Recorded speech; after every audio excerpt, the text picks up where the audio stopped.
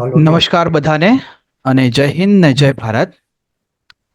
ભારતના 78માં આઝાદી પર્વની આપ સૌને હાર્દિક શુભકામનાઓ. દર સપ્તાહની જેમ આજે પણ આપણે સોનેરી સંગતનો પ્રારંભ કરીશું માયાબેન દીપકના સુરીલા ગીત સાથે.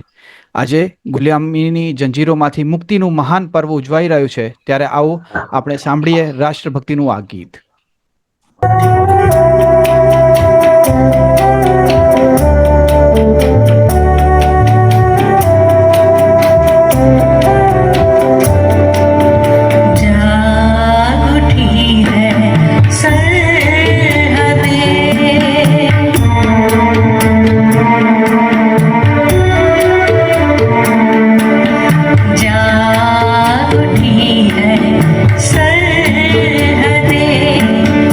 जागो देश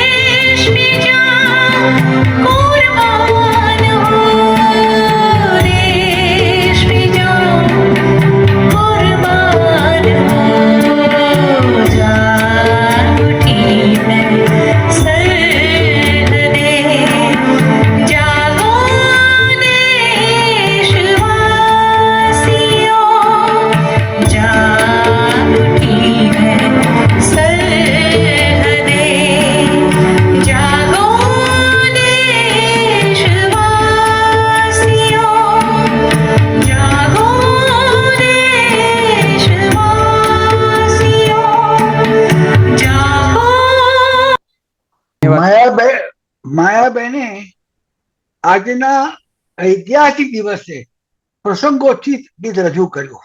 વડીલો સૌ પ્રેક્ષકોને મારા નમસ્કાર. આજે આ સોનેરી સંગતને 25મો આજે આપણી બેઠક છે. આજે આપણે ભારત વર્ષ સાંપ્રત સમયમાં આવી રહ્યું છે. માયાબેનના ગીતમાં બલિદાનની વાત કરી, કુરબાનીની વાત કરી. આપણે સૌ ઝવેરચંદ મેઘાણી રાષ્ટ્ર શાયરની પેલી રચના ખબર છે, રક્ત ટપકતી સો સો જોડી. એ જ પ્રમાણે આજે ભારતમાં 2500 વર્ષ પછી પહેલી વાર અખંડ ભારત બન્યું છે.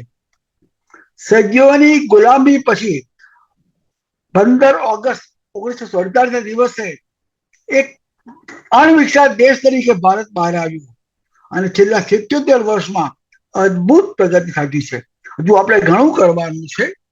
આજે આપણા સદભાગ્યે એવા કેટલાક મહાનુભાવો આપણે જોડાયા છે કે જે આપણને યાદ કરાવશે. સૌ પ્રથમ હું પીકેડી સાહેબને નિમંત્રણ આપું છું. પીકેડી સાહેબ આવ્યા હોય, પીકે લાહિરી સાહેબ જો આવ્યા હોય તો તમારા દર્શન કરાવો. નમસ્કાર પ્રભુ, તમે આજે તો ટાઈમ આપ્યો. મારા અનુભવ પ્રમાણે ગુજરાત રાજ્યની રચના થઈ એ પછી સૌથી લાંબો કાળ ચીફ સેક્રેટરી આખા તંત્રના વહીવટ તમે કામ સેવા કરી છે. 5 કે 6 ચીફ મિનિસ્ટરો આવ્યા ને ગયા અલગ પક્ષના, અલગ અલગ. પણ તમે બધાને સાથે સમજ ભાવ રાખીને ગુજરાતના વિકાસમાં અનમોલ કામ કર્યું છે.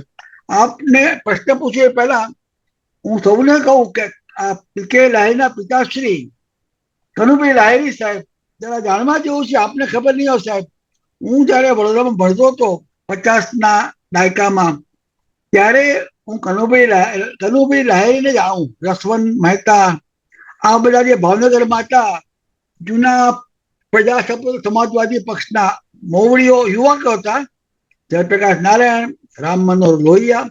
એ વખતે અમારા માટે, એ વખતે હું જુવાન હતો, કનુભાઈ લાહિરી સાહેબ બહુ મોટું કામ કરતા હતા અને આપ એમના ચિરંજીવી છો. આપનું સ્વાગત છે. પીકે લાહિરી સાહેબ, આપને આપની રીતે અમને બધાને કહો કે 47માં ગુજરાત ભારત ક્યાં હતું, અત્યારે ક્યાં છે અને આપણે ક્યાં જઈ રહ્યા છે. જય ભારત, જય હિન્દ. હું પહેલા બોલું? પ્લીઝ આરામથી બોલો. હાજી. 15મી ઓગસ્ટ 2024 78માં સ્વાતંત્ર્ય દિને ગુજરાત સમાચાર અને એશિયન વોઇસના સ્થાપક અને અનેક રીતે અનેક બાબતોના પાયોનિયર એવા આપણા સૌના સ્વજન સીબી પટેલે આ જે વેબિનાર ગોઠવી છે એ ખૂબ સમયોચિત છે. એમણે જેમ શરૂઆતમાં કહ્યું તેમ દરેક 15મી ઓગસ્ટ આપણા સૌ ભારતીયો માટે એક અનેરો દિવસ છે, આનંદનો દિવસ છે, ગૌરવનો દિવસ છે. આપણી સમક્ષ અનેક સમસ્યાઓ હોય, પરંતુ જ્યારે 15 ઓગસ્ટ આવે ત્યારે આપણે એ કાળને યાદ કરવાનો છે કે જ્યારે આ દેશમાં હિંમત નહોતી, આ દેશમાં ગરીબી હતી, આ દેશમાં અજ્ઞાન અને વહેમ હતા, આ દેશનું અસ્મિતાનું જે ધોરણ હતું એ બિલકુલ નકારાત્મક બની ગયું હતું. એવે સમયે આપણે ત્યાં 1905ના બંગભંગથી શરૂઆત થઈને આપણે ત્યાં લાલ બાલ પાલની ત્રિપુટી આવી અને કોંગ્રેસમાં એક જહાદ ઉગ્રવાદી આંદોલન સાથે જે કામ થયું એનો સીધો વારસો 1915માં સાઉથ આફ્રિકાથી આવેલા સત્યાગ્રહનું શસ્ત્ર વિકસાવી ચૂકેલા મહાત્મા ગાંધીને મળ્યો અને 1915થી 1948ના 33 વર્ષમાં એમણે સૌથી મોટામાં મોટું પ્રદાન કર્યું હોય તો એમણે આઝાદી અપાવી કે નહીં એ પ્રશ્ન જ ગૌણ છે. પરંતુ આ દેશના નાગરિકોને કેમ ઊંચે માથે જીવવું, શસ્ત્રોથી ડરવું નહીં, કોઈ પણ અન્યાયને સાંખી ન લેવો અને સાથે સાથે આપણી સાચી વાત હોય એ સામાન્ય મનાવવા માટે પૂરતા સંનિષ્ઠ પ્રયત્નો કરવા અને એમાં કંઈ પણ ભોગવવાનું આવે તો એ હસ્તે મોઢે ભોગવવું. આવી એમની જે સત્યાગ્રહની કલ્પના અને એને કારણે એમણે જે દેશને એક એવી આગેવાની પૂરી પાડી કે લાખોની સંખ્યામાં લોકો એમની સાથે જોડાયા, અનેક પ્રકારના લોકો જોડાયા. સુભાષચંદ્ર બોઝ જેવા ICS થયેલા અધિકારી હોય કે સૌથી સફળ ગુજરાતમાં વકીલાત કરતા વલ્લભભાઈ હોય કે ગર્ભ શ્રીમંત જવાહરલાલ નહેરુ હોય કે વૈદુ કરતા અંસારી હોય, અબ્બાસ અલી તૈયબજી જેવા વડોદરા રાજ્યના મુખ્ય ન્યાયાધીશ હોય, આ સૌને એક તાંતણે પરોવ્યા. અને ફ્રન્ટિયર ગાંધીની વાત તો સાવ અનોખી છે કે જે પઠાણો પોતાના શસ્ત્રોને એક આભૂષણ માનતા, એના વગર બહાર ન નીકળે, એવા હજારો પઠાણોમાંથી 200 લોકો ગોળીબારમાં મર્યા, પણ એક માણસે હાથ ન ઉગામ્યો. એ જે ઘટના બની છે એને કારણે આપણે આજે આ આઝાદી મેળવી છે. જે લોકોએ આ બલિદાનો આપ્યા એને આપણે નતમસ્તકે શ્રદ્ધાંજલિ તો આપીએ. અને આજે લાલ બહાદુર શાસ્ત્રીએ કહ્યા મુજબ જય જવાન અને જય કિસાનનો યુગ છે. આપણા કિસાનોએ ભારતને ભૂખમરામાંથી બહાર કાઢ્યો એટલું જ નથી, આજે ચોખા હોય, ખાંડ હોય, ઘઉં હોય, કપાસ હોય, અનેક એવી જણસો છે કે જેમાં આપણે સૌથી વધારે ઉત્પાદન કરતા દેશ તરીકે નામના મેળવી છે. અને ભાગ્ય એવી કોઈ વસ્તુઓ છે કે જેમાં આપણે નિકાસ ન કરતા હોઈએ. પહેલા ચા અને શણની નિકાસ ઉપર નભતી કૃષિ આજે ખૂબ જ વ્યાપક બની છે અને આપણે આ માટે આપણા કિસાન ભાઈઓનું ઋણ સ્વીકારીએ એટલું ઓછું છે. એ જ રીતે અનેક વખત પાકિસ્તાનના અને ચીનના અડપલાને કારણે આપણી સરહદ ઉપર જ્યારે સમસ્યા થઈ છે, છેલ્લી કારગિલની સમસ્યા, ત્યારે પણ અનેક લોકોએ પોતાના જાન આપીને આપણી આ આઝાદી બરાબર રહે એ માટે જે ભોગ આપ્યા છે એ જવાનોને પણ આજે આપણે યાદ કરવાનો દિવસ છે. સાથે સાથે CB પટેલે વાત કરી કે જે વિકાસ થયો છે એ અદ્ભુત છે. સાથે અનેક નાના ઉદ્યોગકારોએ ગ્રહ ઉદ્યોગથી શરૂઆત કરીને આજે આપણે એક નિરમા કંપનીનો દાખલો લઈએ, ટોરેન્ટનો લઈએ, કોઈ પણ કંપનીનો ગુજરાતનો દાખલો લઈએ કે દક્ષિણની કંપનીનો દાખલો લઈએ, તદ્દન નાની શરૂઆત કરીને જે લોકો આજે વિશ્વમાં પોતાની સફળતાનો ડંકો વગાડી ચૂક્યા છે એવા સૌ ઉદ્યોગપતિઓ તો છે જ, પણ સાથે સાથે આપણી પાસે સૌથી વધારે તાંત્રિક રીતે ટેકનિકલી ક્વોલિફાઈડ માણસો છે. એ પછી નાસા હોય કે સિલિકોન વેલી હોય અમેરિકામાં, ઇંગ્લેન્ડમાં કે અમેરિકામાં ડોક્ટરો હોય, આ બધામાં ભારતીયોની જે બોલબાલા છે અને એ બોલબાલા સ્વાભાવિક રીતે આર્થિક ક્ષેત્રમાં અને રાજકીય ક્ષેત્રમાં પ્રસરી છે, સામાજિક ક્ષેત્રમાં પણ પ્રસરી છે. આજે આપણે એક એવી મુશ્કેલીમાં છીએ કે સમગ્ર વિશ્વમાં એક પ્રકારની ડિસ્ટર્બન્સીસ, આપણને અનેક પ્રકારના મુદ્દાઓ પરત્વે દરેક દેશમાં નાના મોટા દેખાવો, હિંસાનું પ્રમાણ ચિંતાજનક રીતે વધ્યું છે. આજે આપણે એમ ન કહી શકીએ કે 80 અને 90ના દાયકામાં જે વિકાસ માટેનો માહોલ હતો એ આજે બગડ્યો છે. અનેક જગ્યાએ યુક્રેન રશિયાનું યુદ્ધ હોય, ઇઝરાયલ ઈરાનનું યુદ્ધ હોય, અનેક જગ્યાએ યુરોપમાં કે ઇંગ્લેન્ડમાં સ્થાનિક લોકોને અન્ય લોકોને કારણે પડતી મુશ્કેલી હોય, આ બધાને કારણે જે થયું છે અને આપણે ત્યાં છેલ્લું બાંગ્લાદેશમાં જે બન્યું છે એને કારણે સૌ ચિંતામાં છીએ. પરંતુ આજનો દિવસ એવો છે કે આપણે આપણી રીતે સંકલ્પ લઈ શકીએ. આપણી પરિસ્થિતિ પ્રમાણે આપણે ફૂલ નહીં તો ફૂલની પાંખડી રૂપે 24 કલાકમાંથી 1 કલાક પણ જો આપણે દેશની ચિંતા કરીશું, દેશ માટે આપણાથી થાય તેટલું કરીશું, તો આ 145 કરોડનો દેશ ધારે તે કરી શકે એવી સ્થિતિમાં છે. આપણી પાસે સૌથી વધારે યુવાનો છે. આજે ભારતનો દરેક બીજો માણસ 25 વર્ષથી નીચેનો છે અને આપણે ત્યાં આ વસ્તી જાપાન કે અન્ય દેશો પ્રમાણે વૃદ્ધ થાય તે પહેલા આપણે આ યુવાનીનો લાભ લેવાનો છે.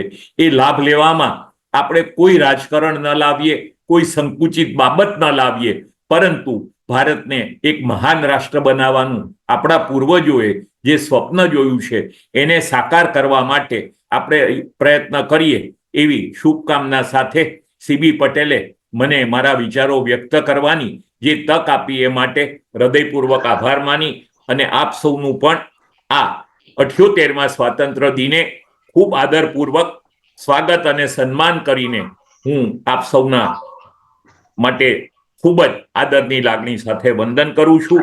જય હિન્દ. જય હિન્દ, જય ભારત. લાહિરી જય સાહેબ, ભારત.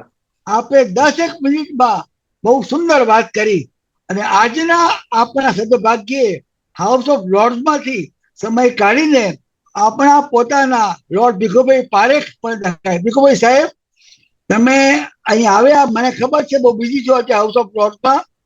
પીકે લાહિરી સાહેબ એ તમારા મિત્ર છે, તમારા થ્રુ જ અમને મળ્યો છું વર્ષો પહેલા. ભીખુભાઈ, તમારી દ્રષ્ટિએ આજના ભારતના જે સાંક્રાતિક કાળ છે, આપણે ત્યાં જે જ્ઞાતિવાદ છે, ઊંચ નીચના ભાવ છે, જે વિભાજન કરે છે, 2500 વર્ષ આપણે એક સૂત્રતા ના રાખી શક્યા. આજે અખંડ ભારત છે. આપણે ભલે કહીએ કે માનવ માત્ર પ્રભુના બાળક, ઊંચ નહીં કોઈ નૂચ નહીં, પણ આપણા દેશમાં કમનસીબે આ જે પ્રોબ્લેમ છે. ભીખુભાઈ, તમે આંતરરાષ્ટ્રીય કક્ષાના વિદ્વાન છો, તમારી દ્રષ્ટિએ અમને જરા દ્રષ્ટિ આપો. લાહિરી સાહેબે જે પણ વાત કરી આપ બી કરો એવી મારી વિનંતી છે. લોર્ડ ભીખુભાઈ પારેખ. સીડી, પહેલું તો હું આ તમને ધન્યવાદ આપું છું. આ પ્રસંગ તમે ઉભો કરી શક્યા. સમજાવ છું. બરાજી, બિલકુલ, બહુ સરસ બરાજી.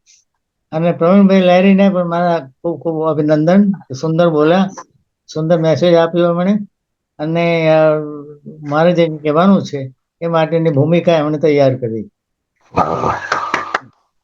બે વસ્તુ મારે કહેવાની છે, કારણ કે જાજો સમય તમારી પાસે નથી. પહેલી વસ્તુ તો એ કે કોઈ પણ દેશનું આ રીતે આપણે મૂલ્યાંકન કરતા હોઈએ તો એને જેને અંગ્રેજીમાં ઓડિટ કહેવામાં આવે છે, એ ઓડિટ કરી રહ્યા છે. તો પ્રશ્ન તમે સીવી જે મને પૂછ્યો છે તે એ છે, what is the political audit of India? કે ભારતને 77 વર્ષ પૂરા થાય છે.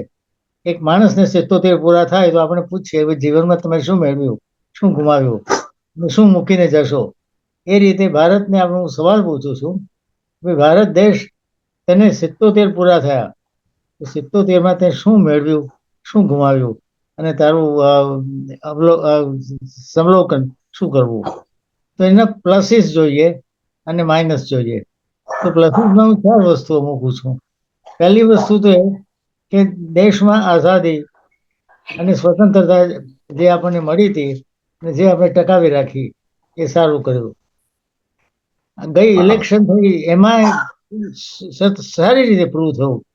એ ઇલેક્શનની જે મેચ્યોરિટી હતી, ભારતના ઇલેક્ટોરેટની જે રીતની જે પુખ્તતા હતી, એ આ બ્રિટનની પુખ્તતા કરતા પણ મને વધારે સારી લાગી. કારણ કે 2 ઇલેક્શન લગભગ 3 મહિનાની અંદર બે દેશમાં થયા.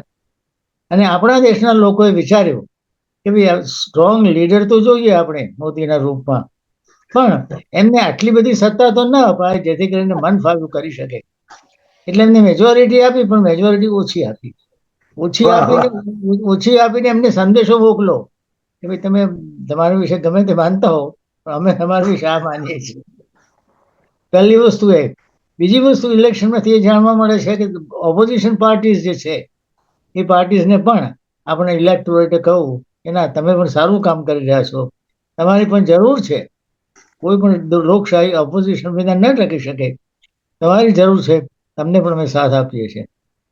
આ આપણી લોકશાહીની મજબૂતાઈ, લોકશાહીને આપણે જે રીતે ટકાવી શક્યા એ. બીજું સાથે સાથે ઇકોનોમિક ગ્રોથ, જે પ્રવીણભાઈએ કહું હોય કે આપણો ઇકોનોમિક ગ્રોથ પણ સારો એવો થઈ રહ્યો છે બીજા બધા દેશની સરખામણીમાં. બ્રિટનમાં તો ગ્રોથ લગભગ 1.5-2% જેટલો છે, ત્યારે ઇન્ડિયામાં અત્યારે 7% અને 7.5%ની વાત થાય છે. એ બહુ સુંદર વાત છે. અમેરિકામાં સ્થગિત થઈ ગયો છે. ત્રીજી વસ્તુ એ છે કે સમાજની અંદર જે કોહિઝિવનેસ આવવી જોઈએ, યુનિટી આવવી જોઈએ, એ આપણે ત્યાં છે. દેશમાં એવો કોઈ ભાગ નથી કે જેને છૂટા પડવું છે. એવું સેકન્ડ પાર્ટીશન થવાની શક્યતા મને દેખાતી નથી. તો આ દેશના હું પ્લસીસ ગણું. ભારતના આઝાદી પછીના માઇનસીસ છે એ પણ એટલા જ મહત્વના છે જેટલા પ્લસીસ છે. અને માઇનસીસથી જે આપણને દુઃખ થવું જોઈએ જેટલું પ્લસીસથી સંતોષ થાય. માઇનસીસમાં એક વસ્તુ એ છે કે ગરીબી કેટલી છે આપણા દેશમાં. આજે તમે ચીનની સરખામણીમાં આપણા દેશમાં ગરીબી એટલી બધી છે કે 20% જેટલી પ્રજા, 20% આટલી મોટી પ્રજામાંથી ને 20%નું ખાવા પીવાનું રહેવાનું ઠેકાણું નથી. કોઈ પણ દેશ પ્રેમીને શરમ આવે. બીજું એ છે કે આપણે ત્યાં અસમાનતા એટલી બધી વધી ગઈ છે. વેલ્થની અસમાનતા, સંપત્તિની અસમાનતા, કમાણીની અસમાનતા, ડાક્ટરોને ત્યાં જવું તો ત્યાં અસમાનતા. પૈસો બોલે એ નિયમ બીજા સમાજમાં જે છે એ આપણા સમાજમાં વધારે લાગુ પડે છે. તમારી પાસે પૈસો હોય તો ગમે તે હોસ્પિટલમાં તમને રૂમ આપે, ગમે તે ડોક્ટર તમને મળી શકે, ના હોય તો તમારું કમનસીબ. ત્રીજી વસ્તુ એ જોવામાં આવે છે આપણે ત્યાં ખાસ કરીને કે આર્બિટ્રરી પાવર, કે તમારી પાસે સત્તા આવી એટલે તમે ગમે તે કરી શકો. મિનિસ્ટર, આપણે જે સાંભળી વાત કે મિનિસ્ટરનો છોકરો કોઈ પણ છોકરીને રેપ કરી શકે, અથવા તો મિનિસ્ટરના સેક્રેટરી ગમે તે કરી શકે. આ જે બધી વસ્તુ જોવામાં આવે છે કે સત્તા એ મારી સત્તા છે અને એ સત્તાથી હું કંઈ પણ કરી શકું અને કોઈ મને ન અડી શકે. આ એક સત્તા વિશેનો આપણો ખ્યાલ જે છે એમાં ઊંડો છે અને ખોટો ખ્યાલ છે. એ ગાંધીજી 1935 કહેતા આવ્યા હતા જ્યારે પ્રોવિન્શિયલ ગવર્મેન્ટ ઊભી થઈ ત્યારે, કે ભાઈ સત્તા એ સેવા છે, સત્તા એ દાદાગીરી કરવાની વસ્તુ નથી. છતાં આપણે ત્યાં એ વર્તન હજી રહ્યું છે. અને છેલ્લી વસ્તુ કહું કે જે મને એથી પણ વધારે મૂંઝવે છે કે આપણે ત્યાંની શિક્ષણ પદ્ધતિ જે છે એની ઘણી મર્યાદાઓ છે. પ્રાઇમરી લો, સેકન્ડરી લો કે યુનિવર્સિટી લો, ખાસ કરીને યુનિવર્સિટી એજ્યુકેશનમાં IITsને વાત કરો તો યુનિવર્સિટીમાં જાજુ કંઈ રહેવું નથી. અને હું કહું છું, પ્રવીણભાઈ છે એ મારી સાથે હતા, હું વાઇસ ચાન્સલર હતો ત્યારે મેં યુનિવર્સિટીને જોઈ, એમાં સારા માણસો કામ કરે છે પણ નબળા માણસો પણ છે. અને નબળા માણસોની સંખ્યા વધેલી છે અને સારું નથી કરવા દેતા. પરિણામે IIT જેવી સંસ્થાઓ કે JNU જેવી મોટી યુનિવર્સિટીઓ સારા સારા વિદ્યાર્થીઓ પેદા કરે છે. થાય છે શું વિદ્યાર્થીઓનું? એ તમારે એરપોર્ટ પર અમેરિકા જવા માટે તૈયાર. તમારી યુનિવર્સિટીઓ કે IITનું કામ જ પરદેશના માણસો તૈયાર કરવાનું. એની એ તમારા દેશમાં નથી રહી શકતા, તમે રાખી નથી શકતા. તો એ શક્તિનું કામ શું? તમારી શક્તિ જો પરદેશ માટે જ હોય તો તમારી શક્તિનો ફાયદો તમને થતો નથી. એટલે ટૂંકમાં મારી નજરે મોદી પણ ઘણી વાર કહી રહ્યા છે કે શિક્ષણ પદ્ધતિ બદલવાની જરૂર છે. એમણે ગઈકાલે જ કહ્યું કે આપણે ત્યાં શિક્ષણ પદ્ધતિ બદલવાની જરૂર છે. પૂરો સહકાર આપું છું. એમની જોડે અમુક વિચારો ઉપર મતભેદ હોઈ શકે, એ તો હોવાનો જ. એ વિચાર કરે છે, વિચારશીલ માણસ છે, હું વિચારશીલ માણસ છું. પણ એટલું તો કહું એમને કે એમની દેશભક્તિ જે છે એની સામે કોઈ જાતનો વાંધો નથી, દેશ પ્રેમ જે છે એની સામે કોઈ જાતનો વાંધો નથી. પણ એ રાષ્ટ્રવાદ જે છે, મારો દેશ ખરો કે ખોટો, હંમેશા મારી સાચો જ હોવાનો, એ ભાવના એમનામાં નથી. એ મને ગમે છે. એટલે ટૂંકમાં કહું તો કે પ્લસીસ અને માઇનસીસ ભેગા કરો તો પ્લસીસની સંખ્યા સહેજ વધે, પણ એટલી બધી નથી વધતી કે જેટલી આપણે આપણી જાતને માનવાનો પ્રયત્ન કરીએ. અભિનંદન અને આભાર. ભીખુભાઈ સાહેબ એક ઉચ્ચ શિક્ષણ શાસ્ત્રી, આંતરરાષ્ટ્રીય કક્ષાના પોલિટિકલ ફિલોસોફરે આપણે જે રજૂઆત કરી, આજની આખી આ સોનેરી સંગતમાં ઉચ્ચ પ્રકાર કનુભાઈ સાહેબના સુપુત્ર કે રાય શરૂ કર્યો, આપે કર્યું. આપણે જરાક વિચાર બદલીએ. આપણા ઓડિયન્સમાં કેટલાક નામ જોઈ શકું છું. નામ 1947માં 15મી ઓગસ્ટે ઘનશ્યામભાઈ અમીન જો આપ હાજર હોય તો જરા તમારું દર્શન કરાવો. વિરસદના ઘનશ્યામભાઈ અમીન એ છે ને ઘનશ્યામભાઈ છે? આપ ઘનશ્યામભાઈ આપ સંભળાય છે આપને? આપણું અનમ્યુટ કરો જરા, મારે આપનો સભા સાંભળવો છે મારે. જરા અનમ્યુટ કરો. રાજન અનમ્યુટ કર બેટા. એમને નથી સંભળાતું. થેન્ક યુ ઘનશ્યામભાઈ સાહેબ, નમસ્કાર. આજે મારે જાણવું છે કે આજથી 77 વર્ષ પહેલા આપ ક્યાં હતા, આપની ઉંમર શું હતી, અને આપે સૌથી પ્રથમ દિવસ આઝાદી દિવસ કે ભાઈ જોયો કે માણ્યો, એ અમારા મિત્રોને જણાવો. હું ત્યારે મારું ગામ વિરસદમાં હતો. આ કાગળ તો મારી સારો ઉંમર 12 વર્ષની હતી હવે અને જ્યારે આઝાદી નું એનાઉન્સ થયું ત્યારે ગામની અંદર બહુ જ મોટું આગા પાછા લોકો થઈને ગામને સાફ સુફી કરીને ભાગોળ સુધી બધા સર્કસો ને બહુ જ મોટું, હું તો નાનો હતો પણ મોટા જે માણસો હતા એ લોકોએ તો બહુ જ ઉત્સાહ ને બહુ જ એટલે અમને થોડું નવાઈ પણ લાગે કે આ બધા શું કરે છે. ને એના પહેલા બી 1942માં પણ હું 7 વર્ષનો હતો ત્યારે અમને પ્રભાત ફેરી કરવા સવારમાં બૂમ પાડીને લઈ જાય ખડકીમાંથી અને ભાગોળે જઈને અમારે બૂમો પાડવાની કે અંગ્રેજો ચાલ્યા જાઓ, અંગ્રેજો ચાલ્યા જાઓ. એની ઝુંબેશ ચાલતી હતી એ બી મને યાદ છે. અને ત્યાર પછીથી હું તો 2 વર્ષમાં આફ્રિકા જતો રહ્યો. ત્યારબાદ જે ઇન્ડિયામાં પ્રગતિ થઈ છે, હું ઘણા વખત મારા ગામમાં ગયો છું. ગામમાં હું ગયો ત્યાર પછીથી નળ પાણી આવ્યું, વીજળી આવી ગઈ, રસ્તાઓ સુધરી ગયા, આજુબાજુ બધું સાફ સુફી થઈ ગયું, ગામડામાં જોડવાનું ડામર રોડ થઈ ગયા બધું. એટલે ટ્રાન્સપોર્ટ માટે જવું હોય તો બધું સારું પડે. એક વાર મને ખબર છે કે બોરસદથી કમુમિયાની બસ ચાલતી હતી. એ વાયા ભાદરન રહી, રાસ રહી, સૈજપુર રહી, રનોલી રહી ને વિરસદ રહી ને ખંભાત જાય. હવે એમાં નળીમાં જવાનું અને આજુબાજુ ઝાડ પાડવા બધા હોય, એમાં કાંટાવાળા પણ હોય. તો હું આમ હાથ કરીને બેઠેલો તો ઝાડનું કાંટાવાળું ઝડખું મને ઘસાયું અને મને વાગેલું. એ બી મને યાદ છે કારણ કે હું ભાદરનથી બોરસદ જવાનું, પણ ભાદરનથી નાની ગાડી લઈને આનંદ ત્યાં નડિયાદ જવાનું, એટલે પેટલાદમાં વચમાં બદલીને આનંદ જવાનું, આનંદથી વિશ્વામિત્રી જવાનું, ત્યાંથી બદલીને મારા ગામે લતીપુરા ઉતરીને સેજાકવા મારા મોસાળમાં જવાનું. એ બી મને યાદ છે.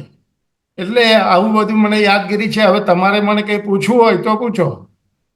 આપે આપણી રીતે જે વાત બતાવી ને, પરિવર્તનની પ્રક્રિયા રજૂ કરી.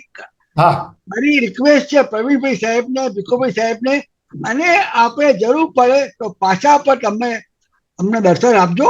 હા. પણ બીજા પણ આપણા અત્યારે પ્રેક્ષક વર્ગમાં બીજા 2 મારી દ્રષ્ટિએ મહાનુભાવ છે. જો આપણા કેન્યામાં જે ડેપ્યુટી હાઈ કમિશનર છે રોહિતભાઈ વઢવાણા, સિદ્ધિભાઈ જોઈન થયા હોય તો એમના દર્શન કરાવો. રોહિતભાઈ વઢવાણા નથી થયા હજી સાહેબ જોઈન. કઈ વાગર ભારતના ફોરેન મિનિસ્ટ્રીમાં રોહિતભાઈ વઢવાણા એક મોટું નામ છે. કેન્યામાં ડેપ્યુટી હાઈ કમિશનર છે, મોટી ઊંચા માણસ છે. જો આપણામાં જોઈન થાય તો સદભાગ્ય. પરંતુ ત્યારે વાત કરી, વિલ્સનની વાત કરી, બીજી વાત કરી, તો ઓડિયન્સમાં મારી મોટી બેન જેવા કુસુમબેન પોપટ જોઈ શકો છો. કુસુમબેન નમસ્કાર. મેં આપણે એડવાન્સ એલર્ટ કર્યા નથી. આપ જો કહી શકો કે 15મી ઓગસ્ટ 47 આપ ક્યાં હતા અને આપણે શું છે સંસ્મરણ કરો તો બહુ આભાર થશે. પોરબંદર ગુરુકુળમાં ભણતી હતી ત્યારે આઝાદીની ચળવળ ચાલતી હતી આપણી, અને એમાં પૂનાનો ઘણો બધો ભાગ હતો અને એનો ઘણો બધો પ્રભાવ પણ હતો. ને અમે લોકો જ્યારે અમુક દિવસે નીકળતા સવારમાં હાથના બનાવેલા નાના નાના ઝંડા લઈને, અને પછી અમારા ખમીસ ઉપર અમે જાતે બનાવેલા બેજ ચોરતા હતા આઝાદીના રંગનું, અને એ બધું લખેલું અંદર જાતે ભરીને બધું કરતા હતા અમે. અને સિર જાવે તો જાવે, મેરા આઝાદી કા ધર્મ ન જાવે, એવી રીતે બોલતા હતા.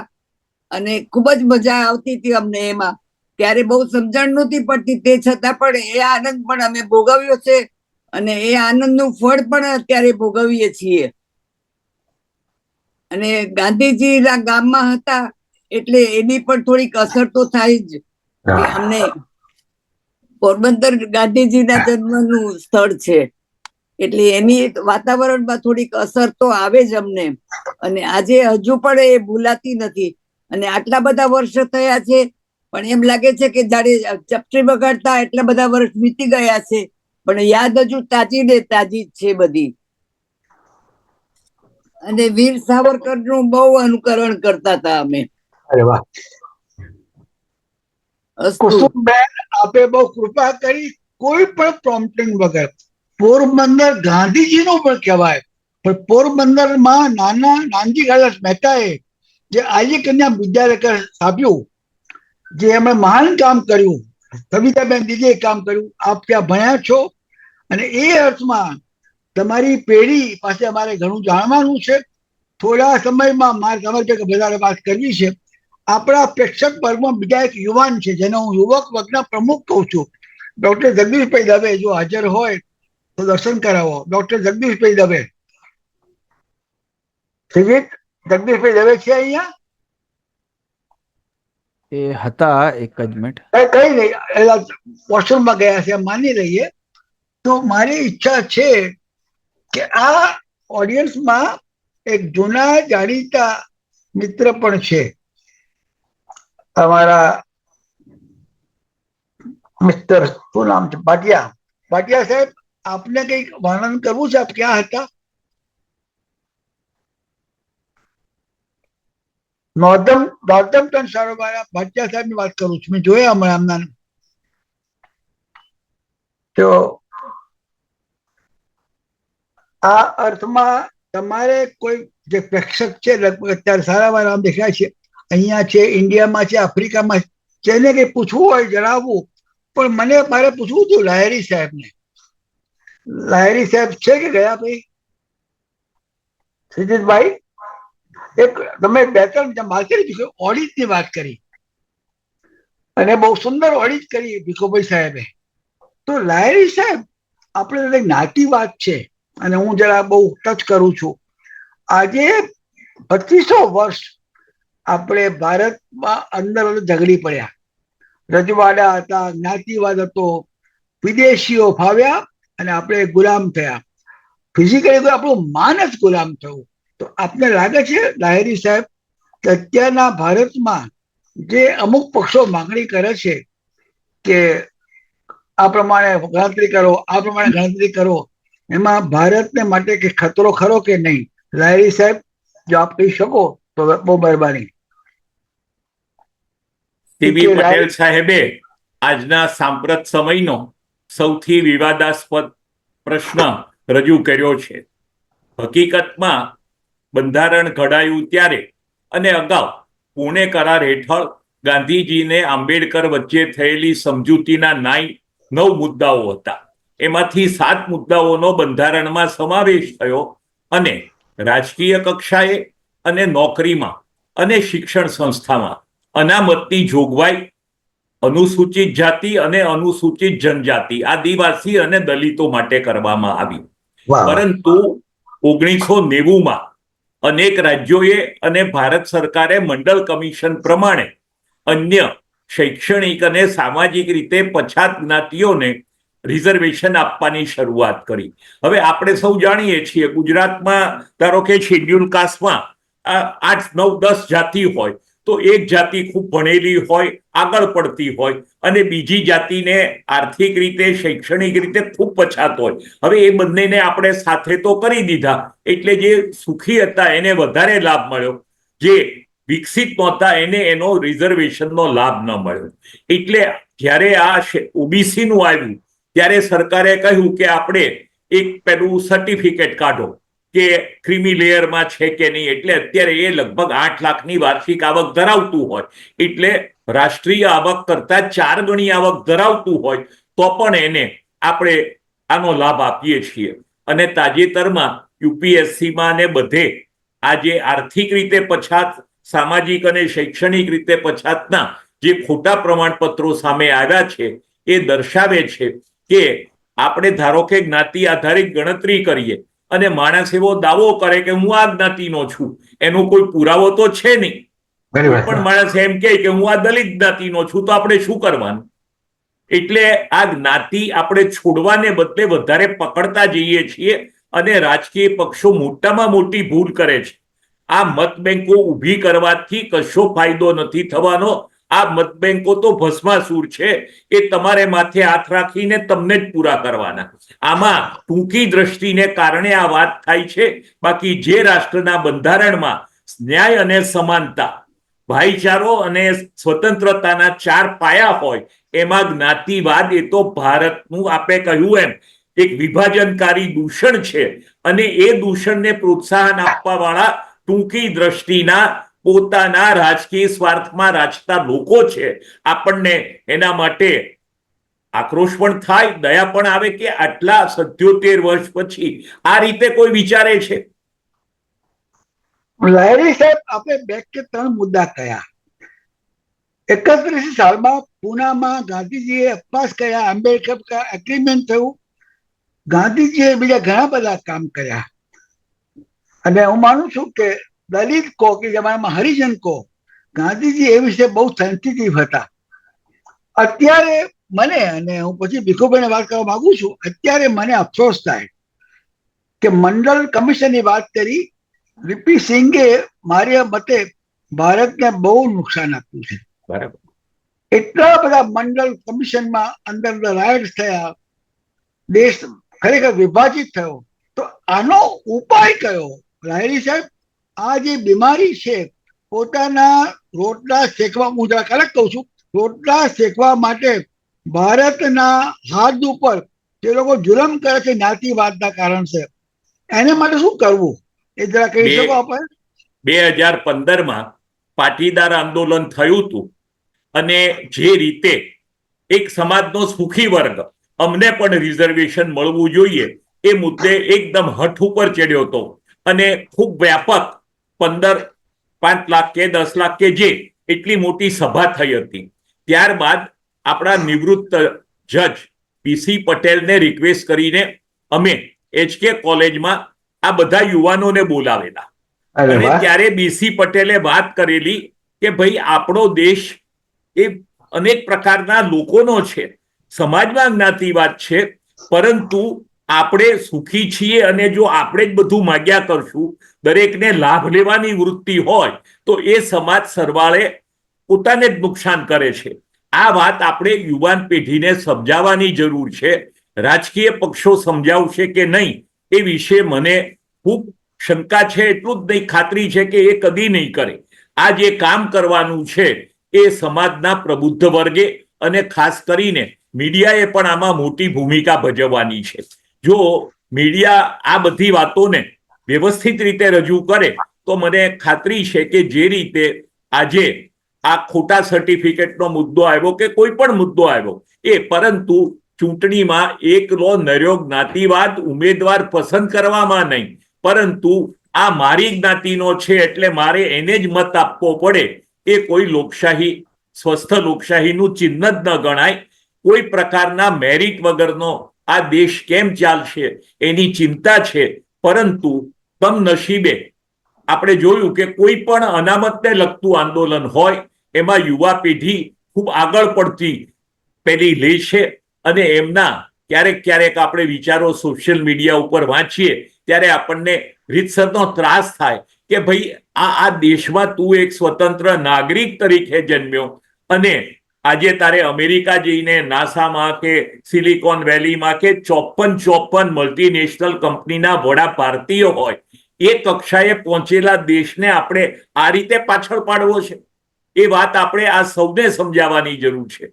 કોઈ ત્યાં 54 જણા જે ગયા છે એ કોઈ અનામતના કારણે નથી ગયા કે કોઈ જ્ઞાતિવાદના કારણે નથી ગયા. એ દરેક જણા પોતાની કુશળતાને, આવડતને કારણે ગયા છે. જીવનમાં સફળ થવું હોય તો કદાચ તમને અનામતથી ગણ્યા ગાંઠ્યા લોકોને સારી પોઝિશન મળે એની ના નથી, આપવી પણ જોઈએ. અમુક જે અતિ દબાયેલો વર્ગ છે. પરંતુ મને એક જ વાત કરીને હું પૂરું કરું. સીબી પટેલ એક અધિકારી હતા, એ આ અનામતમાંથી આવેલા, સિનિયર થયેલા, એમની દીકરીને એન્જિનિયરિંગ કોલેજમાં પ્રવેશ જોઈતો હતો. એટલે મને ખ્યાલ કે આ અનામત કોટામાં છે. મેં કીધું, બેન તું તો આમાં છો એટલે તને કટ ઓફ નડશે નહીં અને તને મળી જશે. એટલે બહુ ગંભીર થઈને મને એણે કહ્યું કે અંકલ, મારા પિતાશ્રીએ આ લાભ લીધો છે, હવે હું લાભ લઉં તો એનો હેતુ માર્યો જાય, મારે લાભ લેવો નથી. આ વાત એને કરી એમ નહીં. આઈએએસ ની નોકરી મળતી હતી, એને બદલે સેન્ટ્રલ સર્વિસની નોકરી એ દીકરીએ સ્વીકારી. પરંતુ એ કહે છે કે હું સારી રીતે ભણી છું, મને કોઈ ડિસ્ક્રિમિનેશન નડ્યું નથી, તો મારે અનામતનો લાભ લેવો નહીં જોઈએ. એ મારી નૈતિક ફરજ છે. કમનસીબે આજે નીતિમત્તાને આપણે વિદાય આપીને જે સ્વાર્થી આજે આખો માહોલ રચાયો છે, એમાં કોઈક વખત કંઈક એવું બનશે કે સારો રસ્તો નીકળશે. લારી સાહેબ, આજે સ્વાતંત્ર્ય દિને આપણે આ જ ચર્ચા કરવા માંગીએ છીએ. બધું સાંગોપાંગ છે નહીં, પણ જે ખોટું છે એ કેમ કરીને નિવારવું આપણે વાત કરી. ભીખુભાઈ સાહેબ, આપણે મારે બે પ્રશ્નો છે. જયારે બોલતા હતા આપણા પીકે લારી સાહેબ, તો આપણે કઈ આગળ કરી એ પણ મને કહો. પણ તમારો જે મેઇન વિષય છે, અમરતાલથી નીકળીને હાઉસ ઓફ લોર્ડ્સમાં ગયા, તો શિક્ષણ ક્ષેત્રે આપણામાં શું વીકનેસ છે અને કેવી રીતે એને સોલ્વ કરવી એ પણ અમને ભીખુભાઈ સાહેબ કૃપા કરીને સમજાવો. ટાઈમનું કોઈ બંધારણ નથી, આવો અવસર અમને નહીં મળે. તો ભીખુભાઈ સાહેબ પ્લીઝ. એક વસ્તુ તો ધ્યાનમાં રાખવા જેવી છે. સંભળાય છે? સંભળાય, બિલકુલ સરસ સંભળાય છે. કારણ મને કોઈ એમ કહી ગયું તમારો અવાજ નહીં સંભળાશે. અરે બહુ સરસ સંભળાય છે સાહેબ. Thank you. ના, તો એક વસ્તુ સમજવા જેવી છે. આટલા વર્ષના ઇતિહાસ, આટલા સેંકડો વર્ષોના ઇતિહાસ પછી આપણા દેશમાં ને બીજા બધા દેશોમાં અમુક માણસોએ જે લાભો ઉઠાવ્યા છે અને એને કારણે જે સત્તા ઉપર બેઠા છે, એમનું વર્તન અમુક જ જાતનું હોવાનું અને બીજા માણસોને એ જાતની તક ન મળે એ પણ રહેવાનું. પણ એમાં બે વસ્તુ ધ્યાનમાં રાખવા જેવી છે. રિઝર્વેશન જે છે એનું કારણ શું કરવા માંગીએ છીએ આપણે? એ રિઝર્વેશન દ્વારા શું લાવવા માંગીએ છીએ? જે માણસો અત્યાર સુધી તદ્દન નીચલી સ્થિતિમાં હોય, જેમને લાભ ન મળ્યા હોય, એમને કંઈક તક આપીને જગ્યા ખોલી આપીએ તો એ લોકો ત્યાં જઈ શકે. તો સવાલ એ છે કે એ જઈ શકે બરાબર છે, પણ એ સિવાય બીજો કોઈ રસ્તો નથી. અને મને લાગે છે બીજા બે ત્રણ રસ્તાઓ છે જેનો આપણો ઉપયોગ બિલકુલ કર્યો નથી અને જે અમેરિકા અને બીજા દેશોમાં થઈ રહ્યું છે. તમે દાખલા તરીકે વિદ્યાર્થીઓના શિક્ષણ ઉપર ધ્યાન આપો, પ્રાઇમરી શિક્ષણથી માંડીને. જે વિદ્યાર્થીઓને તમે જે કોમને તમે આ જાતનું પોષણ, આ જાતનું રિઝર્વેશન આપવા માંગો છો, એમને પહેલેથી નાનપણથી જ એ કોમના માણસોને સ્કોલરશીપ આપીને ભણાવીને ઠેઠ સુધી આગળ લઈ જાઓ તો પોતાના બાહુબળથી આગળ આવ્યા એવું ગણાશે. અને પેલી છોકરીની જે વાત કરી ભાઈ આગળ, કે ભાઈ આ તો કોકના મદદથી આગળ આવી, એવું એનું જિંદગીભર એ જાતનું એને સહેવું ના પડે. તો પહેલી વસ્તુ એ કે પોતાની જાતની શક્તિથી આગળ આવે, પણ એ શક્તિને થોડી મદદની જરૂર છે. થોડી મદદ, આર્થિક મદદ, બીજી કોઈ જાતની મદદ તમે એને સહેલેથી આપો કે એના મિશ્રણથી આગળ આવે. એને બદલે આપણે એક જ દિશામાં ચાલ્યા, રિઝર્વેશન. એક એ. બીજી વસ્તુ એ કે રિઝર્વેશનની અંદર પણ કેટલી બધી ચર્ચા થઈ હતી અને કેટલા બધા ઝઘડાઓ થયા હતા. આંબેડકર તો એટલી હદ સુધી કહેતા હતા કે 10 વર્ષમાં આને બંધ કરવાની. કોન્સ્ટિટ્યુશન જ્યારે ઘડાતું હતું ત્યારે 10 વર્ષમાં બંધ કરવાની. કોઈએ કહું, અરે ભાઈ, હજારો વર્ષની સાંકળો 10 વર્ષમાં દૂર થતી હશે? ના, એ તો થઈ જશે. મારી કોમના માણસો છે, મહેનત કરશે, આમ કરશે, તેમ કરશે. એ થવું નહીં ને સદભાગ્ય આપણે ખુલ્લી રાખી. પણ ખુલ્લી રાખી એનો અર્થ શું થયો? હજી સુધી કોઈ હિંમત નથી કે એને અટકાવી શકે. કારણ કે હજારો લાખો માણસો એના ફાયદાથી જો આગળ આવતા હોય, એમના હિતમાં છે કે અમે વળગી રહીએ, અથવા તો તમે એને કાઢી મૂકો આ સિસ્ટમને, એને બદલે શું મૂકશો? અમારી પાસે આટલું જ રહ્યું છે, તમે જે ફાયદો ઉઠાવ્યો અમારાથી, એમાંથી આટલું તમે અમને આપી રાખ્યું છે રિઝર્વેશન, એ પણ તમે જો લઈ લો તો અમારી જોડે, તમારી જોડે કોન્ટ્રાક્ટ કરવા માટે, સોદાઓ કરવા માટે શું રહ્યું છે? એ પ્રશ્ન મને ઘણી વાર પૂછવામાં આવતો હતો.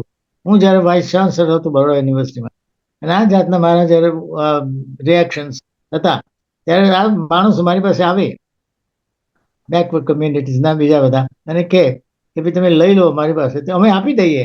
લઈ લેવાનો સવાલ જ નથી. જેમ પેલા અયોધ્યામાં થયું હતું મંદિર અંગે, અમે આપી દઈએ, લો ને ખુશીને. પણ વળતરમાં તમે શું આપશો? અને વળતરમાં કંઈ જ આપવું નથી, લેવું એ જ એટીટ્યુડ હોય તો એ રીતે કોઈ સમાજ ન ચાલી શકે. એટલે મારું એમ માનવું છે કે ભાઈ રિઝર્વેશન તો એક મીન્સ છે, it's not an end in itself. એક સાધન છે. સાધન એનું સાધ્ય જે છે એ સાધ્ય માટે બીજા સાધનો છે, અને એ સાધનોનો ઉપયોગ આપણે કેમ કર્યો નથી અને સમજાતો નથી. કારણ કે દરેક ગભરાય છે કે સ્કોલરશીપ આપીને એના પર જો આપણે ધ્યાન આપીશું તો કદાચ સ્કોલરશીપ પાછી લઈ લે તો, એ પૈસાવાળા માણસો સ્કોલરશીપ લઈ લે તે આપણને ન આપે તો, આ બધા ભયને લઈને નવી કોઈ ઓલ્ટરનેટિવ કોઈ એક્સેપ્ટ કરતું નથી. અને બીજું કે એ પ્રપોઝલ ઓલ્ટરનેટિવ મૂકવા માટે બીજી જે પોલિટિકલ પાર્ટીના માણસો છે એમાં એટલી હિંમત નથી. કારણ કે એ જઈને કહે આ સ્કીમ આપણે કાઢી નાખીએ, એને બદલે બીજી સ્કીમ મૂકીએ, તરત જ આખો ડાઉટ અને શંકા ઊભી થાય છે કે માણસ કંઈ લુચ્ચી કરે છે, એને બીજો કંઈ હેતુ લાગે છે. એટલે એ પણ ધ્યાનમાં રાખવા જેવું છે. કોઈ પણ પોલિટિકલ પાર્ટીએ આને નાબૂદ કરવા માટે અત્યાર સુધી નૈતિક ઝુંબેશ ઉઠાવી નથી. ભીખુભાઈ સાહેબ, સોરી, બરોબર, પૂરું કરો. I don't mind, please carry on. ના શું હું આઈ સ્ટોપ ધેર. ના ના, પ્લીઝ બોલો, અમારે જાણવું છે, because I want to touch. ભલે 5 મિનિટ એક્સ્ટ્રા જાય, આઈ વોન્ટ ટુ અન્ડરસ્ટેન્ડ કે આ બીમારીનો ઉપાય કયો. આ માનસ પરિવર્તન કરવાની જરૂર છે રાજકારણીઓની, અને જે લોકો જ્ઞાતિવાદના નામે પોતાનું હિત આગળ કરે છે એને માટે કંઈ વિચાર હોય તો જરૂર કહો ભીખુભાઈ સાહેબ. ના પણ ગાંધીજી જે છે એ આની ફેવરમાં તદ્દન નહોતા. ગાંધીજીના વિચારો સેક્યુલર સ્ટેટ અંગે, સોશિયલિઝમ અંગે, કોમ્યુનિઝમ અંગે જુદા વિચારો હતા, અને વિચારો બદલાતા ગયા. અને એમનું અંગત કોરસ્પોન્ડન્સ જોઈએ તો ઘણા જબરદસ્ત વિચારો આવે છે કે જેમાં પંડિત નહેરુ કરતા પણ આગળ જાય છે સમાજવાદની બાબતમાં અથવા સેક્યુલર સ્ટેટની બાબતમાં. અને એમણે ચોખ્ખું કહ્યું છે કે state had nothing to do with religion. કોઈ પણ જાતનું હોય જ ના શકે. પણ સાચા અર્થમાં ગાંધીજી એમ કહ્યું હતું કે આ રિઝર્વેશનનો સવાલ ક્યાંથી ઊભો થાય છે? બે લેવલ ઉપર. એક તો જ્યારે આંબેડકર 1931ની અંદર જ્યારે આ મરણાંત ઉપવાસ કરવાનો એપિક ફાસ્ટ જેને ટાગોરે ગયા હતા શરૂ કર્યા, ત્યારે એમને ગાંધીજીએ કહ્યું હતું કે આ માટે એ લોકો માટે કંઈક કરવાની જરૂર છે અને આ વસ્તુ થવી જોઈએ. ત્યાર પછી એમને એનો સિદ્ધાંત એ રહ્યો છે કે પ્રજાને ખૂબ દબાયેલી રાખી છે, એમને આગળ લાવવા માટે આ સિવાય બીજો કોઈ છૂટકો નથી, પણ તે ટાઈમ બાઉન્ડ, મર્યાદિત હોવું જોઈએ. અમર્યાદિત કોઈ પણ વસ્તુ હોય ના. એટલે કોન્સ્ટિટ્યુશનમાં જે વસ્તુ હશે એ બધી વસ્તુઓ ટાઈમ બાઉન્ડ. આ સ્કીમને ટાઈમ બાઉન્ડ રાખવી એ ગાંધીજીનો વિચાર હતો. અને બીજું કે તેમાંય પાછું જેટલી કાસ્ટ એટલું, એ કાસ્ટનો સવાલ નહોતો કે કાસ્ટ તમે ગણીને એમાં 5 લાખ હરિજનો છે અથવા તો 7 લાખ આ છે. અમુક જ કોમ માટે કે જે ખરેખર પીડાતી હોય, ટ્રાઇબલ કમ્યુનિટી કે જેમાં એજ્યુકેશન કદી પ્રવેશ્યું નથી, અથવા તો આઈડેન્ટિફાઈ કરેલા એવા હરિજનો, દલિતો, આવી 2-3 તદ્દન જાણીતી આંખે ઉડીને વળગે એવી કમ્યુનિટીને મદદ કરો. બીજા બધાને નાના નાના ભાગલા કરવાની જરૂર નથી. એને બીજા રસ્તાઓ છે. સ્કોલરશીપનો રસ્તો ગાંધીજીએ કહ્યો હતો. સ્કોલરશીપની મેં જ વાત કરી એ ગાંધીજીએ પણ કરી હતી. કે સ્કોલરશીપનો એક ફાયદો એ છે કે પૈસાવાળા માણસો છે એને પણ એક તક મળે છે શેર કરવાની. ભીખુભાઈ સાહેબ, આપ એટલી સરસ તમે ને ડાયરી સાથે વાત કરી. હું જરા બીજી રીતે રજૂઆત. અત્યારે ભારતમાં ને વિદેશમાં પણ ધનવાનોની પોતાની દુનિયા છે, બળવાનોના 2 ભાગ. અને તમને જે વ્યક્તિગત નીતિમત્તાની જે વાત કરી પેલા બેનની, લાયરી સાહેબે, એ બને છે, પણ એને વધારે પ્રચાર કરવો જોઈએ. જયારે વાત કરતા હતા આપણને કુસુમબેન પોરબંદરની, આજે કરીને આ મહાવિદ્યાલયની, વીર સાવરકરની, એ વખતે મૂલ્યો આગળ હતા. પરંતુ આ અંગે બીજા કોઈને પૂછવું હોય, જણાવવું હોય, કેમ કે આ વખતે આ ગુજરાત સમાચારમાં ન્યૂઝ આઇટમ જોઈ મને ભીખુભાઈ કે ગુજરાતમાં કૂદકે ને ભૂસકે લાયરી સાહેબ ખાનગી યુનિવર્સિટી વધી રહી છે. એનો કે પૈસાવાળા લક્ષ્મીજીના પ્રતાપે સરસ્વતીને ઉપયોગ લે છે, અને એના બારામાં પણ વાત કરીએ. પરંતુ કોઈને પૂછવું હોય તો પૂછો, નહીં તો પછી આગળ બીજા વિચાર મારા જાણવા છે. અહીંયા જો રોહિતભાઈ વડવાલા આવ્યા હોય સુજીતભાઈ તો એમનો જોઈન આપણે નહીં થઈ શકે કઈ વાંધો નહીં. આનો અત્યારે ઇન્ડિયામાં ઘણું મોટું ચાલે છે 15મી ઓગસ્ટ તો. બીજા કોઈ આપણા નવીનભાઈ ભાટિયા છે સીબી હે જગદીશભાઈ પણ આવી ગયા છે, નવીનભાઈ ભાટિયા પણ છે. જગદીશભાઈ આપ કૃપા કરીને આપ બી શિક્ષણમાં છો, ભાષામાં છો, આપના બી વિચારો હોય તો અમારા યુવક મંડળના પ્રમુખ તરીકે આપની પાસે અમારે જાણવું છે કે આપ વાતો કરી જ્ઞાતિવાદ, વર્ણ વ્યવસ્થા, શિક્ષણ કે આજે 77 વર્ષ પૂરા થયા, ભૂતકાળ જોઈને તમે જયારે 47 પુના હતા, ક્યાં હતા 47માં 15મી ઓગસ્ટે? હું પૂનામાં હતો વિદ્યાર્થી તરીકે. સંભળાય છે?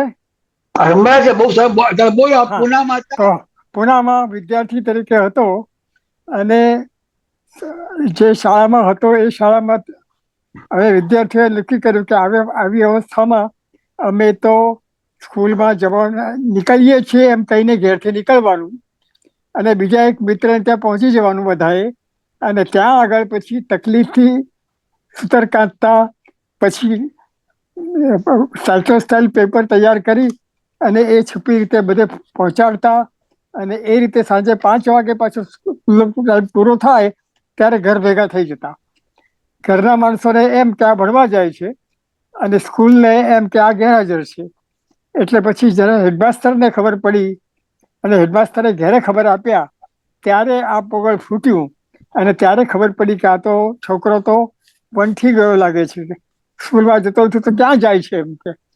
અને પછી અમને સ્કૂલમાં જાઓ છો એની ખાતરી હેડમાસ્ટર આપે ત્યારે જ તમારે ત્યાં જવાનું અને પછી તમારે ત્યાં જ રહેવાનું. તો પણ એમાંથી રસ્તા કાઢીને છેવટે પ્રભાત ફેરીને આ ને તેને એ બધા કામો ચાલુ રાખ્યા હતા. અને એ વખતના જે વિદ્યાર્થીઓ હતા અમારા કેટલાક મિત્રો હજી અત્યારે પણ કોઈક વાર મળી જાય છે આ ઉંમરે પણ, ત્યારે એ બધા દિવસો તાજા કરીએ છીએ કે આઝાદી લેકે રહેંગેથી માંડીને જે બધા ગીતો ગાવાના શૂરવીરતાની હતી એ આખી ભાવના જ નષ્ટ થઈ ગઈ છે અત્યારે. એમ લાગે કે એ એક સપનું હતું જે સિદ્ધ કરવા માટે કેટલા બધા મિત્રોએ કામ કર્યા હશે અને અત્યારે તો આપણી પાસે જે દેખાય છે ચિત્ર એ તદ્દન જુદી જાતનું જ દેખાય છે. એ ભાવના જ જાણે કે આખી ચાલી ગઈ છે. આપણે સુંદર વાત કરી. મને યાદ આવ્યું લાહેરી સાહેબ અને ભીખુભાઈ, ગુજરાત સમાચાર અમદાવાદના પત્રકાર એક હતા, દિલ્હીમાં રાજ્યસભાના મેમ્બર થયા. એમના પિતાશ્રી ફૂલચંદ બાપુજી. એમનું શું નામ, ફર્સ્ટ નામ શું? જેમણે એક ગીત બનાવ્યું હતું આઝાદી વખતે, ડંકો વાગ્યો લડવૈયા સુરા જાગજો રે. એ અર્થમાં જે રાષ્ટ્રગીતો હતા, ભીખુભાઈ સાહેબ હું તમને નહીં પૂછું પણ એક જમાનામાં જે ઉત્સાહ હતો એ અર્થમાં જો કલ્પનાને કંઈ પૂછવું હોય તો કલ્પના ઓડિયન્સમાં હોય તો જરૂર સુભાષ, અરે ભાઈ સિદ્ધિતભાઈ, કલ્પના સુભાષભાઈને કંઈ પૂછવું હોય તો જરૂર એમને ચાન્સ આપો, નહીં તો આપણે આગળ વધીએ. સેવી સાહેબ બોલો, જરૂર ભાટિયા સાહેબ, આપ જરૂર જણાવો. આ નવીનભાઈ ભાટિયા સાહેબ છે, બોલો પ્રભુ. માફ કરજો, મારે જવું પડશે, પણ જતા પહેલા એક વસ્તુ તમારી જો છુટ્ટી હોય તો હું કહું. આઝાદીની જેને આપણે આટલી બધી મહત્વ આપીએ છીએ, મહત્વની વસ્તુ છે આઝાદી. પણ એ આઝાદી અંગે ગાંધીજીના શું વિચારો હતા અને એ આઝાદી દિવસ માટે ગાંધીજીએ શું કહું હતું, એમાં બે વસ્તુ ધ્યાનમાં રાખવા જેવી છે. 15મી ઓગસ્ટે જ્યારે પંડિતજીએ ગાંધીજીને કહ્યું કે તમે આવો અને ઝંડો ફરકાવો, ત્યારે ગાંધીજીએ કહ્યું નહીં, this is not the independence I fought for. બીબીસીએ ખાસ ગાંધીજીનું સ્ટેટમેન્ટ જોઈતું હતું રેકોર્ડિંગ માટે, એટલે બીબીસી એના પ્રતિનિધિને ગાંધીજી પાસે મોકલ્યા અને કહો ગાંધીજીને કે give us in one sentence what do you have a message for your countrymen. ગાંધીજી કહે છે I have nothing to say to my countrymen, you must have something to say. તો ગાંધીજી કહે છે I don't say nothing because tell them I don't speak English.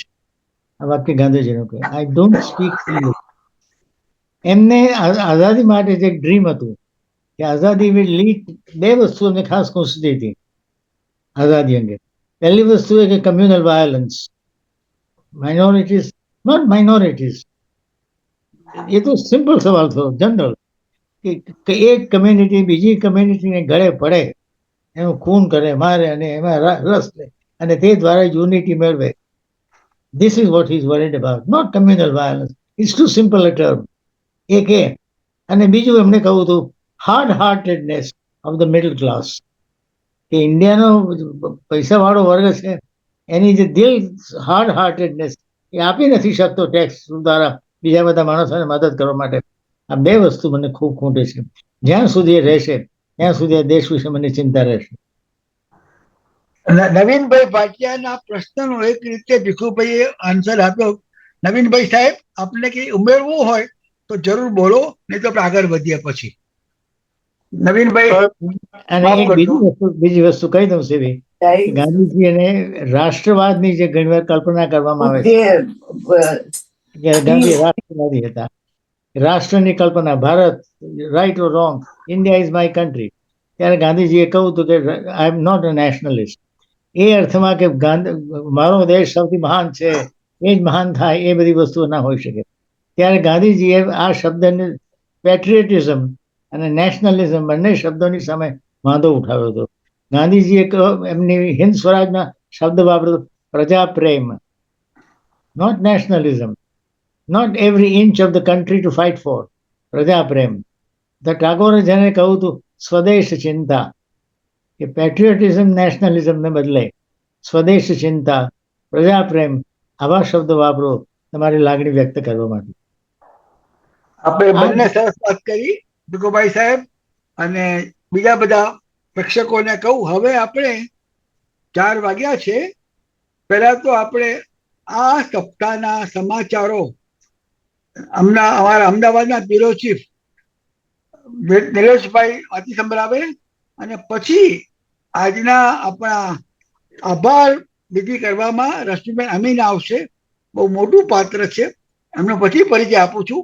પહેલા આપણે નિલેશભાઈ પાસે સમાચાર સાર સાંભળીએ. નિલેશભાઈ, ગુજરાત સમાચાર અમદાવાદ ઓફિસના bureau chief. Thank you sir. વતનના વાવડ વતનની ભાષામાં રજૂ કરતા ગુજરાત સમાચારના કાર્યક્રમમાં આપનું સ્વાગત છે. આજના મુખ્ય સમાચાર. વિશ્વભરમાં વસતા ભારતીય સમુદાય દ્વારા આજે દેશનો 78મો સ્વાતંત્ર્ય દિન રંગે ચંગે ઉજવાઈ રહ્યો છે. પાટનગર દિલ્હીમાં વડાપ્રધાન નરેન્દ્ર મોદીએ સતત 11મી વખત તિરંગો લહેરાવ્યો હતો, તો ગુજરાતમાં નડિયાદ ખાતે રાજ્ય કક્ષાનો ધ્વજવંદન સમારોહ યોજાયો હતો. લાલ કિલ્લાની પ્રાચીર પરથી રાષ્ટ્રજોગ સંબોધન કરતા વડાપ્રધાન મોદીએ વિકસિત ભારતનું વિઝન રજૂ કર્યું. કેસરી અને લીલા સાફામાં સજ્જ વડાપ્રધાને 103 મિનિટના સંબોધનમાં વિકસિત ભારતના નિર્માણ માટે દેશવાસીઓનો સહયોગ માંગવાની સાથે સાથે જ આઝાદીની 100મી વર્ષગાંઠ ઉજવાય ત્યાં સુધીમાં ભારતને ફરી એક વખત સોને કી ચિડિયા બનાવવાના સંકલ્પનો પુનરોચ્ચાર કર્યો. ભારત અને બ્રિટન વચ્ચે ફ્રી ટ્રેડ એગ્રીમેન્ટ FTA મહત્વના મુદ્દાઓ પર સમજૂતી થઈ હોવાના અહેવાલ છે. મુક્ત વેપાર કરારથી ભારતને ઘણો ફાયદો થવાનો છે, તો 2016માં યુરોપિયન યુનિયન સાથે છેડો પાડનાર બ્રિટન પણ વિશાળ ભારતીય અર્થતંત્ર અને ભારતીય બજારમાં મજબૂત સંભાવનાને કારણે FTA માટે ઉત્સુક છે. બ્રિટન ઇન્ડિયા બિઝનેસ કાઉન્સિલના મેનેજિંગ ડિરેક્ટર કેવિન મેકકોલના મતે આ વર્ષે FTA ને મંજૂરી મળી જશે અને દિવાળી સુધીમાં તો તે લાગુ પણ થઈ જાય તેવી શક્યતા છે. હવે એક નજર આ સપ્તાહના ગુજરાત સમાચારમાં પ્રકાશિત મહત્વના સમાચાર. કાર ઉદ્યોગ અને સ્ટીલ સેક્ટર બાદ હવે બ્રિટનના ટેલિકોમ સેક્ટરમાં ભારતીય કંપનીનું આગમન થયું છે. ઉદ્યોગપતિ સુનિલ મિત્તલની માલિકીની ભારતીય એન્ટરપ્રાઇઝે યુકેની સૌથી મોટી મોબાઈલ અને broadband provider company BT British ટેલિકોમમાં 24.5% હિસ્સો ખરીદ્યો છે. 3.2 બિલિયન પાઉન્ડના આ ડીલની સુનિલ મિત્તલે ભારતીય એન્ટરપ્રાઇઝ માટે મહત્વનો માઇલસ્ટોન ગણાવ્યો છે. શેખ હસીના સરકારના તખ્તા પલટ બાદ હિન્દુ સમુદાય અને મંદિરોને નિશાન બનાવી થઈ રહેલા હુમલા મામલે ભારત સહિત વિશ્વભરમાં ઘેરા પ્રત્યાઘાત પડ્યા છે. બાંગ્લાદેશી હિન્દુઓ પર થઈ રહેલા અત્યાચારના વિરોધ બ્રિટિશ હિન્દુ સમુદાય દ્વારા સમગ્ર યુકેમાં દેખાવો યોજાયા. લંડનમાં વેસ્ટમિન્સ્ટર ઉપરાંત બર્મિંગહામ, માન્ચેસ્ટર વગેરે સ્થળોએ લોકોએ શાંતિપૂર્ણ પ્રદર્શન યોજીને બાંગ્લાદેશી હિન્દુઓની સુરક્ષા માટે અપીલ કરી. કચ્છમાં 150 વર્ષ બાદ અને ગુજરાતમાં 84 વર્ષ બાદ ચિત્તાની ઘર વાપસી થઈ રહી છે. બન્નીના ઘાસિયા મેદાનમાં આ પ્રોજેક્ટને સાકાર કરવા તડામાર તૈયારીઓ ચાલી રહી છે. મધ્યપ્રદેશના કુનો બાદ કચ્છનું બન્ની દેશમાં ચિત્તાનું બીજું ઘર બનશે. આ વર્ષના અંત સુધીમાં 10 ચિત્તાઓને હવાઈ માર્ગે અહીં લાવવામાં આવશે તેવા અહેવાલ છે. સમાચારોમાં આજે બસ આટલું જ. નમસ્કાર. Thank you Neerajbhai. રશ્મિબેન અમીન આજે એક તો આ બધું જે ચર્ચા કરી એનો આભાર વિધિ કરશે. તે ઉપરાંત આવતા ગુરુવારે 3 વાગે આપણે ક્યાં અમેરિકા એ વાત પણ કરશે. પણ રશ્મિ અમીન મિત્રો, આપ જાણતા છો બ્રિટનમાં નાટ્ય શાસ્ત્રે, સમાજ સેવા ક્ષેત્રે અદભુત કામ કર્યું છે. તો રશ્મિબેન, તમારી પરિચય મારે કંઈક તમારી વાણી આપશે. તમે તમારી રીતે આપણા પ્રેક્ષકોને વાત કરો આજની અને આવતા ગુરુવારની. નમસ્કાર સેવી. સોનેરી સંગતમાં આજે આપણે 78th ઇન્ડિપેન્ડન્સ ડે, વિકસિત ભારત અને ડેવલપ ઇન્ડિયા વિશે ઘણી વાતો કરી. આજના ઓનરેબલ ગેસ્ટ જે બધા સ્પીકર તરીકે જેને જેને ભાગ ભજવ્યો એ બધાનો ખરેખર આભાર. પહેલા તો સીબી પટેલનો આભાર, શ્રી પી.કે. લહેરી સાહેબનો આભાર કે જેમને આઝાદી સત્યાગ્રહ અને ભૂતકાળમાં લઈ જઈને ઘણી ભૂતકાળની બલિદાન વિશે અનેક વાતો કરી અને પ્રોત્સાહન આપતી ઘણી વાતો કરી. એ બદલ એમનો પણ ઘણો આભાર. કાંતિબેન આગળ આજે કદાચ આપણને જોડાયેલા નથી, પણ કુસુમબેને પણ ઘણી વાતો કરી. ઘનશ્યામભાઈ અમીન, પછી લોર્ડ ભીખુભાઈને ઘણા વર્ષો પછી જોઈને ખરેખર આજે આનંદ થયો. એમની વાતો તો જાણવા જેવી છે, સાંભળવા જેવી છે. એમ થાય કે બસ એમની દરેક વિગતો આપણને જણાવતા રહે, જે આર્થિક પરિસ્થિતિની હોય કે પછી દેશ વિશેની હોય, ઇકોનોમીની હોય, ગમે તે હોય, પણ એમને સાંભળવા ઘણા ગમે છે. અને એ આજે તમે 2 વખત આપણને ભીખુભાઈ તમે પ્રોત્સાહન આપ્યું એ બદલ તમારો પણ ઘણો ઘણો આભાર. જગદીશભાઈ દવે, નવીનભાઈ અને આપણા નીલેશભાઈ જેમને આપણને આજે સમાચાર આપ્યા એ બદલ પણ એમનો ઘણો ઘણો આભાર.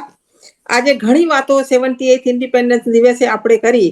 આઝાદી, સત્યાગ્રહ, રાજકારણ, આર્થિક પરિસ્થિતિ, ભૂતકાળ અને વર્તમાન વિશે, શિક્ષણ, વિકસિત ભારત, ઘણી બધી વાતો કરી, ઘણું ચિંતન કર્યું, ઘણી ચર્ચાઓ કરી. આમાંથી ઘણા બધાને કદાચ અમારા જેવાને કદાચ અમુક ભૂતકાળની વાતો ન ખબર હોય તો એ પણ એમના અનુભવોથી આજે મને જાણવા અને શીખવા મળ્યું છે. અવારનવાર આવા પ્રસંગો આપણે ઝૂમના માધ્યમથી કરતા રહીએ. એ પણ આગળના વિષયો છે. આવતા વીકનો આપણો આગામી સપ્તાહનો વિષય છે 22મી ઓગસ્ટ અને ગુરુવારે 3 વાગે એઝ યુઝ્યુઅલ. એ છે ડેમોક્રેટ કમલા હેરિસ અને પૂર્વ પ્રેસિડેન્ટ ડોનાલ્ડ ટ્રમ્પ વિશે. અમેરિકાની ચૂંટણી એને જે વળાંક લીધો છે અને હવે ઇલેક્શનની કેવી તૈયારીઓ થઈ રહી છે એ વિષયનો છે.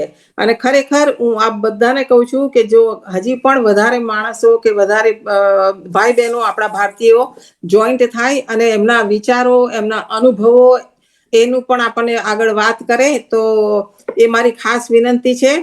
અને ઇન્ડિયા, અમે જો ઇન્ડિયાની જો ડેફિનેશન હું કદાચ મારી રીતે નાના શબ્દોમાં કહું તો ઇન્ડિયા, આપણું ભારત જે ઇન્ડિયાના નામે પણ ઓળખાય છે, એને independent nation declare in August. તો એના દરેક શબ્દો પહેલા લો તો it become INDIA, independent nation declare in August. એની સાથે આ જો સીબી તમારી પરવાનગી હોય તો હું આપણું રાષ્ટ્રગીત સંભળાવવા માંગુ છું. જરૂર જરૂર લાભ આપો. હા, એક જ સેકન્ડ. એ રેકોર્ડેડ જ છે, પણ એમ કે આપણે સાંભળીએ તો વધારે સારું એમ.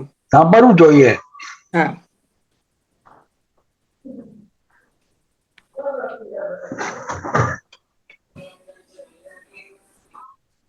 બરોબર, 1 મિનિટ.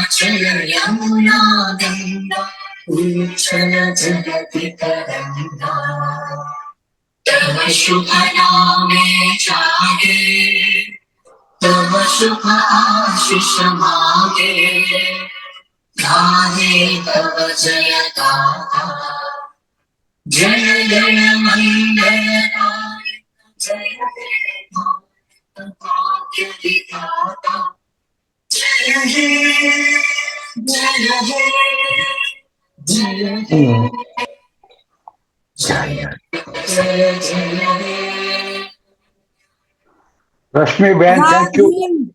જિંદાબાદ, જય ભારત. ઉભા થવાની પહેલા બેઠા એટલા માટે કરતા હતો, પણ આજે ખરેખર આપણે આપણી રીતે સ્વતંત્ર ભારતના 77 વર્ષ ભાગોળ્યા અને આગળ અનેક ભવિષ્ય ઉજળા ભવિષ્ય માટે વાતો કરી. સૌને જય ભારત, જય હિન્દ, જય બ્રિટન, જય જગત. Thank you very much. નમસ્કાર. નમસ્કાર.